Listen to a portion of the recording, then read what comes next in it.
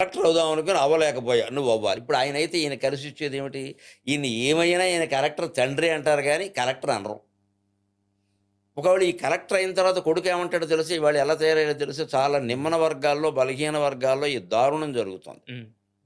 బట్టలు ఉతికే ఆయన కొడుకు ఐఐటీకి సీటొచ్చిందనుకోండి. హ్మ్. ఏమంటున్నాడో తెలుసా? హ్మ్. నాన్న బట్టలు ఉతికే పని మానేయమంటున్నాడు. హ్మ్. ఎంత దారుణం అండి ఇది.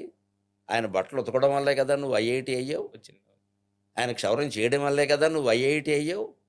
ఆయన వాళ్ళ అమ్మ 4 ఏళ్లలో పాచి పని చేయబట్టే కదా ఈయన ఐఐటీ ఆ పని మానేయమంటున్నాడు ఇప్పుడు. హ్మ్. నాకు చెప్పుకోవడానికి ఇబ్బందిగా ఉంది. మీ అమ్మ ఏం చేస్తుందంటే పని మనిషి అని కుదరదు. నువ్వు మానేయి. పోనీ అంతకంటే గొప్ప ఉద్యోగం ఏమైనా ఈయన ఇప్పిస్తాడా? ఇప్పించడు. హ్మ్. మానేయమంటాడు ముందు. ఎందుకు తయారవుతోంది? మన సమాజంలో మనం డబ్బు సంపాదించడం ఒకటే గొప్ప విషయం. అంతేగాని కష్టపడడం గొప్ప విషయం కాదు.